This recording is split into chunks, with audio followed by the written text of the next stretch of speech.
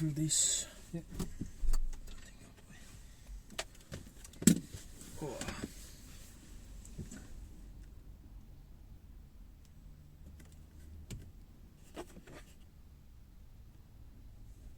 Okay, so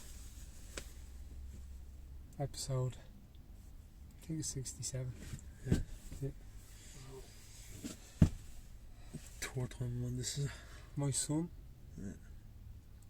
Maximus, my firstborn, Cage Legacy champ That's it, yeah. in the house. How's it feel? That's good, yeah. It's in the past now, though, in my opinion. I just want to move on a bit Yeah. and continue to get more fights, yeah. A lot to work on. 3 rounds. In the bank, yeah, 3 You rounds. wanted 3 rounds. Said I wanted 3 rounds, said I wanted to make it horrible, make it ugly, and I did. I think personally, I don't like the 3-3s. I think it's too short. I'd be more of a 3-5s or a longer round. But I know that I'll come out and knock anyone out of the park in the later rounds. With my cardio, I don't get tired very easily. So how did you feel building up to the night? Did you feel a bit nervous or? I never really feel nervous for competition. Only 3-4 days before I usually get very nervous, and then the day of I start to get into it a bit more and just turn into a fucking crazy kind of just emotions and everything like that. So I want to go out and I want to entertain. That's the most important thing, entertain and perform. Anyone that watched the fight, I can promise you that they enjoy themselves. Got a unanimous decision, won all 3 rounds. Didn't feel in any sort of danger. Got caught with one shot, which is a left rear uppercut you threw, and I dipped into it. Caught me right in the eye socket, so I have a display in China. Apart from that, I didn't feel in any sort of danger.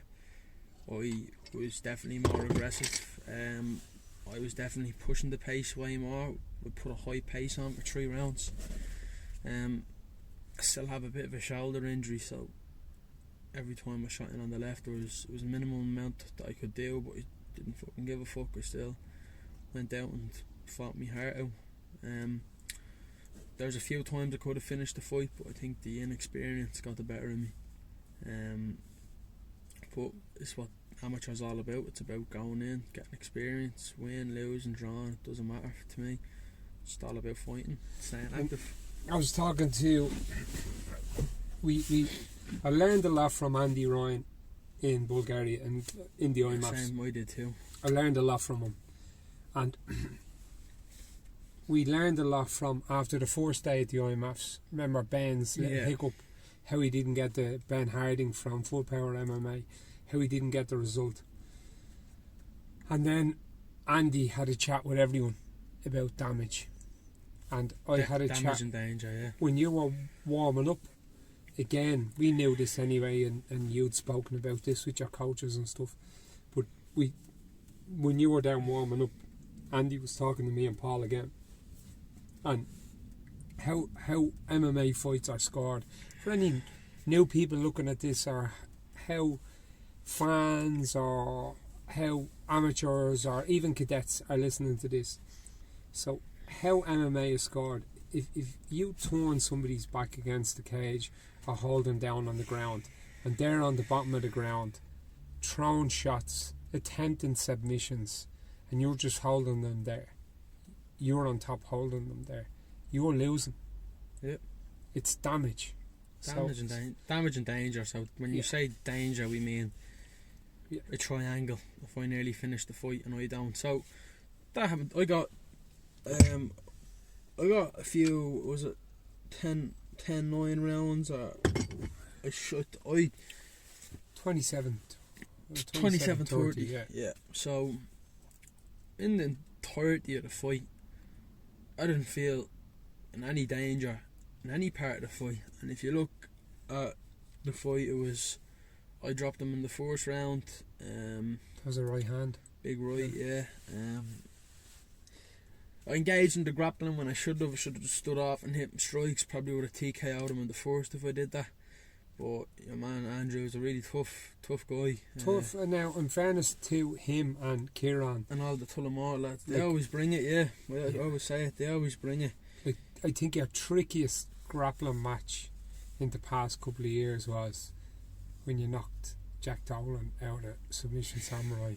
He was probably our hardest match of the night. They're always, like, Kieran always has them well trained, well drilled. They're tricky, like, you know. 100%, yeah, tricky. No, definitely, and they come there to win.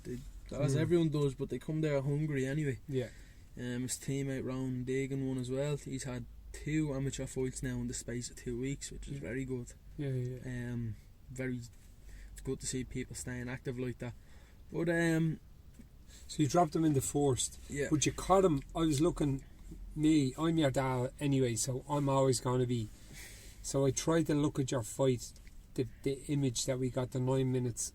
I always like listening to a fight. If I'm trying to be impartial, I turn the sound down. Yeah. So I'm not hearing. I'm not being swayed by corners or anything like that. So you cracked them. The first exchange. It wasn't the first exchange. Basically, what happened was we got caught. It was a bit of a brawl, a bit of a fury strikes. I was definitely landing the cleaner, more heavier shots, and then what happened was I stepped off, dipped off to the right, and he was a southpaw. Came up with a lovely rear left uppercut and caught me with his knuckle right in the eye. So what I did was like, okay, can't be getting sucked into brawls like that. So I reset. And then I went slap hook right hand and came right across, and I dropped him with that. That slap right has been drilled a lot because I was preparing for a southpaw for this fight, and he came out in a southpaw stance. Once that happened, I jumped on to the kind of grappling. I shouldn't have done that. I should have just stood off. But that's all learning experience. Yeah. I've gone through the fight a few times myself. Lots of things to work on. I took him down every round. He was tough though. He kept getting back up, but while he was getting back up, I was hitting him big heavy shots. I was doing more damage. The only thing he did the entire fight was hold me in the cage. He actually didn't take me down. No sort of significant strikes that hurt me, but I was throwing heavy knees, heavy shoulders to his face, and that's what I was looking at that. With the shoulder strikes, how did you find them? Did you find them very good to create space? What I do was I'd frame off with my head, get the head positioning, and then when he'd fight for head position, I'd smack him with the shoulder while he was coming back in. Nice. I hit him about 4 or 5 of those, and that created a lot of space for me to reverse the grappling exchange. I hit him with a lot of heavy knees, and I know for a fact the knees are hurting him. I actually hit him with a nice knee in the exchange, and I made it a big like kind of sound. And when I hit him with it, that's when I start going on the hunt with on the striking, because I could see he kind of knocked the wind out of him a bit. I think you hit him either 16 or 17 knees in the first 2 rounds. Yeah, I counted them. I was heavy. I go doing a lot of knee combinations with Collie Mahan and DCA.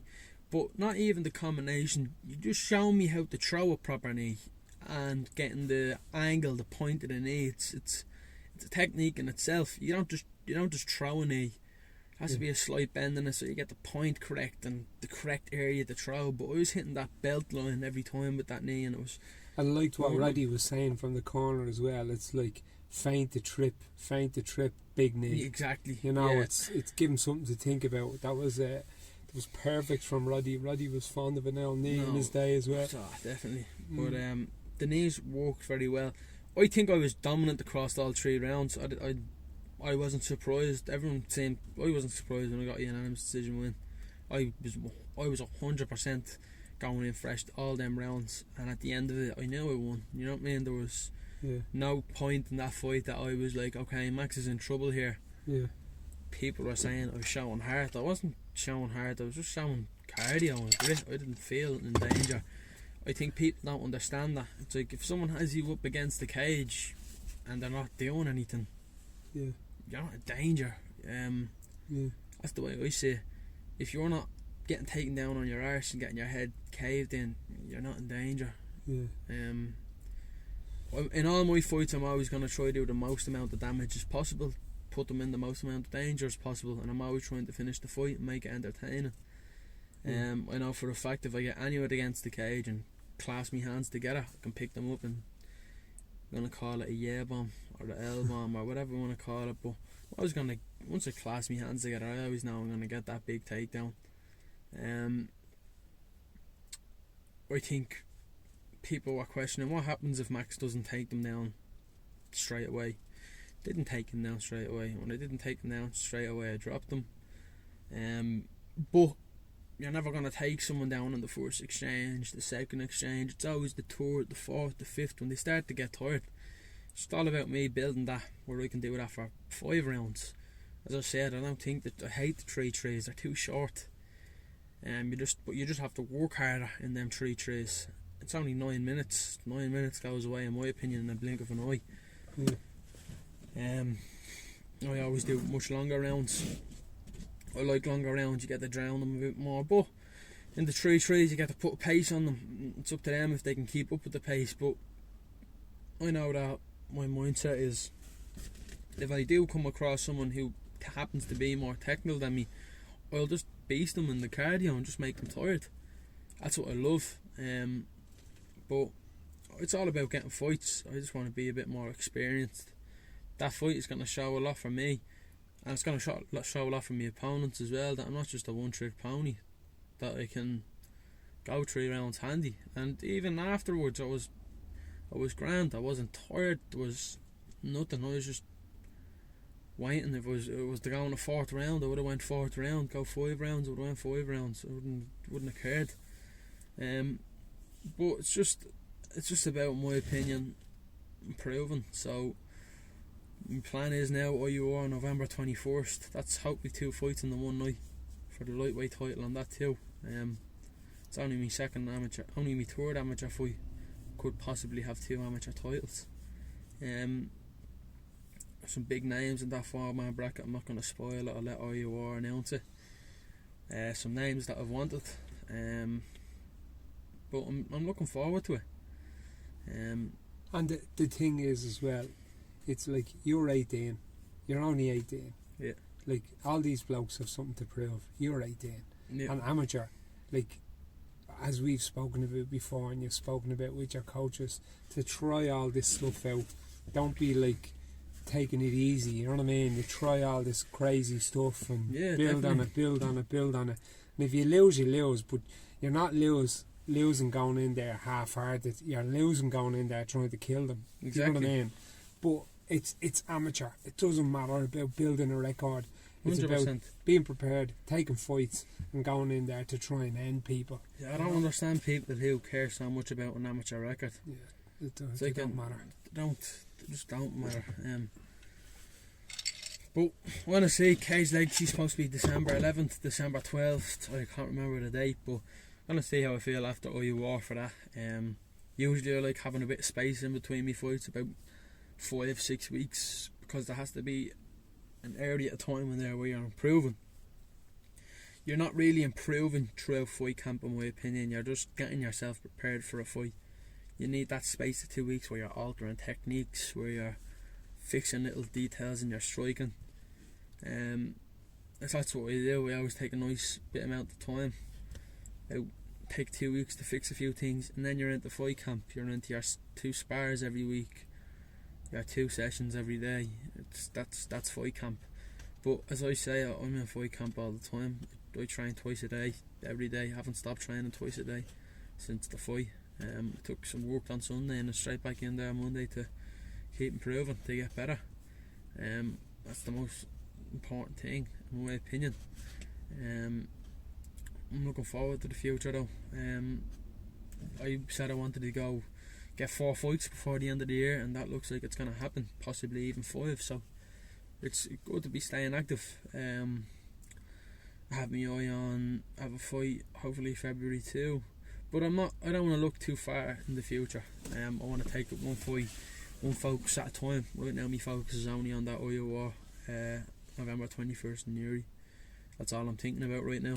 That's all I'm training for at the moment. So that's all. Gonna keep training, keep doing my thing, and yeah, no, it was a good fight. Now it's just people. I think my training partners know the toughness and the resilience and the cardio and all that stuff I have. Even my majority of my training partners will know I'm only striking properly since January, and I felt like I've made a lot of improvements. Just few just need to be a bit more experienced in there. Calm it a bit down, but that'll come with time. I'm in no rush to do that. All I'm going to do is just keep fighting until it's that time to go pro. So yeah, I'm looking forward to the future. And you have a whopper team around you with one hit fight management. Yeah. Sergey, SPG Nice, Roddy, Charlestown, yeah. Collie down DCA. Yeah. Good training partners, good sparring partners. Yep. You know, everything is you've really you've landed on your feet. Definitely. You've landed on your feet. And I wouldn't be where I am without all those people. The reason I show up, I get good rounds, I get good training in, try to get good training in every week, you know. And it's coaches, but it's training partners too, you know. Your training partners push you to do better, push you to be your better self. I am very lucky to be around the people I'm around. People kind of take for granted who they train with and stuff, but I'm always very grateful. I try to remind myself how lucky I actually am to have all those people around me. So I'm in a good spot right now. I'm in a good place. Feel like I'm in a good place physically, feel like I'm in a good place mentally. So that's what's most important. Yeah. And then you're doing your weight cuts and your S&C at the moment with the lads down the ISI, John Connors. Yeah. John's been a huge help. Maestro. Exactly. Savage on the weight cut and stuff like that. No, he's really been helping me. I've learned so much from him, and he's such a nice guy as well. He's a big help for me. In terms of diet, in terms of training, we do the strongman on the Saturday. And yeah, no, he's had a huge effect. Even all the guys down the ISI, they're all dead sound. If another few people have a huge influence, you know. It's I say it all the time, I'm a product of what people put into me, you know. And all the time people are putting into me, I'm just trying to show it every time I fight and show that I'm grateful for it, you know. Just try always be respectful and grateful anytime I can, even after a fight. I'll never be disrespectful to anyone. I'll never put anyone down, nothing like that. Sport isn't about that. It's about just fighting each other at amateur and getting behind each other on the big stage. Then, you know, that's the most important thing. And the thing is, you like, there's guys that are watching your fights, or they're probably mingling in the hotel. You're going to cross paths with them and you're going to fight them. There's a number of them there. Definitely. And that's the way it is. There's no bad blood or anything like that. It's amateur sport. It's just everyone has to fight everyone. That's just the way it is. Yeah, it's gonna happen. And at the end of the day, no one's gonna remember the best amateur in the world. They're only gonna remember the best pro fighter, you know. Yeah. And I think at that stage, what's gonna happen is we're gonna be facing other countries then on that pro stage. So it's gonna be who's the best country, and I think for that, it's we all fight each other now, and then that next wave of people come on through the pro, and then that's when we all support each other, you know. It's just about bettering each other's now, so it's about just fighting anyone you can. In my opinion, that's just the most important thing. So that's it. That's what I think. Anyway, I said that with the article I did with Beatsy Carroll. I just think it's stupid for people to care so much about their amateur. They should be trying to look after their body, trying to get as much experience